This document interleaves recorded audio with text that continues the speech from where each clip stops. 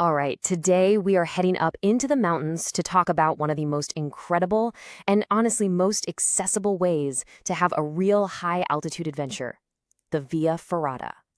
Have you ever just stared up at some epic, rugged peak and thought, man, I wish I could get up there, but maybe the idea of technical rock climbing just feels like a little much? Well, that exact feeling, that dream, is precisely what the Iron Way was made for. So what is a Via Ferrata? Well, the name literally means Iron Way, and it's basically a mountain route that's been kitted out with a whole system of steel cables, iron rungs, ladders, and even bridges, all bolted securely into the rock. This setup acts like a giant handrail and, more importantly, a safety line, opening up these breathtaking landscapes to pretty much anyone with a decent head for heights and a basic fitness level. Okay, but before you even think about touching that rock, we have to talk about gear. And let me be clear, when it comes to safety in the mountains, this part is absolutely non-negotiable. So let's run through what you'll need. There are three things you absolutely have to have. First, a standard climbing harness. Second, a helmet, for falling rocks or the occasional head bump. And third, the single most important piece of kit, a specialized Via Ferrata lanyard. Now, this isn't just any old sling. See that little pack on it? That's a shock absorber. It's designed to literally rip open during a fall to soak up the huge forces involved. It's a lifesaver. Now, beyond those essentials, a few other things are going to make your day a whole lot better. A good pair of gloves will save your hands from getting torn up by that steel cable. A small backpack for water, snacks, and maybe a jacket is a no-brainer. And sturdy footwear with stiff soles, this is key. Stiff soles give you a solid platform and keep your feet from getting super sore while you're standing on those narrow rungs. Okay, and this right here, this is probably the most critical safety rule of all. Do not, under any circumstances, use a standard climbing sling or quick draw instead of a proper lanyard. A static sling has no stretch. It doesn't absorb any of the force from a fall. All that impact goes straight into your body and the anchor, and the results can be catastrophic. Seriously, always use a certified Via Ferrata kit.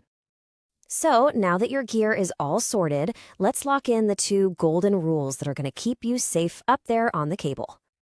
Rule number 1 is super simple. Only one person is allowed on any given section of cable at a time. So what's a section? It's just the length of steel cable between two anchor points that are bolted into the rock. The reason for this is that those anchors are only engineered to catch the force of one person falling. If two people are on the same section and one falls, that double load could be enough to rip the anchor right out of the wall. Rule number 2 is even simpler. You must always have at least one of your two carabiners clipped to that main safety cable, period. There should never, ever be a moment when you are completely detached. So you're probably wondering, how do you get past those anchor points then? Well, you do it using something called the leapfrog technique. It's easy. As you get to an anchor, you unclip your first carabiner, move it onto the next section of cable, and clip it back in. Only after that first one is secured, you unclip and move the second one. See? It's like a little dance, one, then the other. This ensures you're always connected.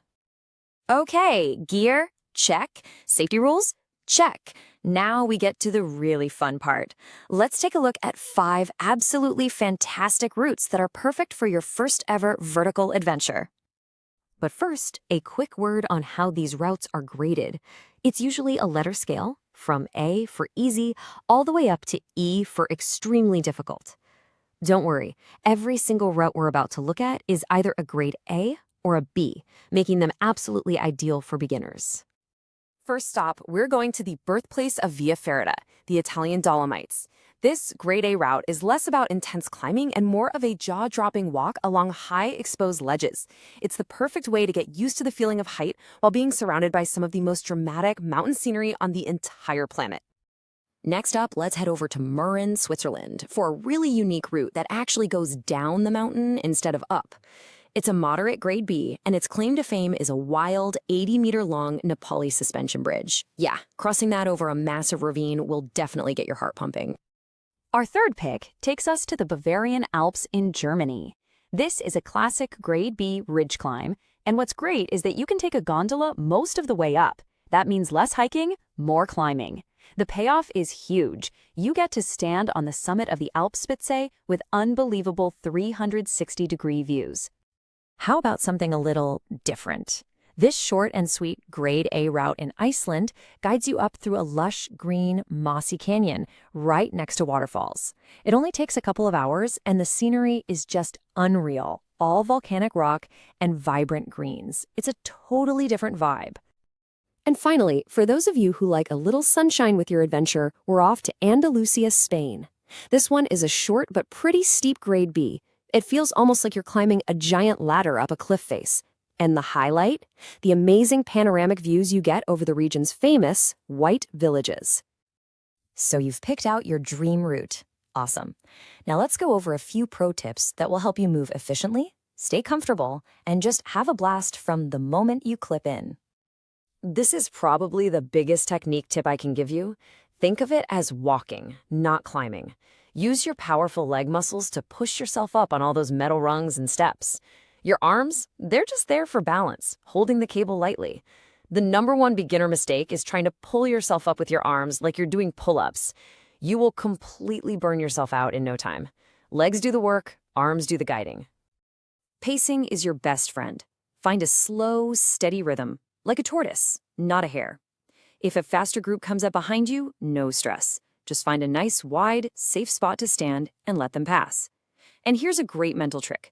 Keep your focus on the few feet of rock right in front of you. Don't constantly stare straight down at the massive drop below. And of course, don't forget to fuel up. Drink water constantly, even if you don't feel thirsty, and pack some easy-to-eat, high-energy snacks. And I know I sound like a broken record, but those stiff-soled shoes, I'm telling you, they're absolutely crucial for staying comfortable and safe up there. So what does this all boil down to? Via Ferrata is this amazing sweet spot between hiking and climbing. It is literally your ticket to a world of vertical landscapes and stunning views that, until now, were pretty much only accessible to highly skilled mountaineers. And that's the beautiful part. It's not out of reach.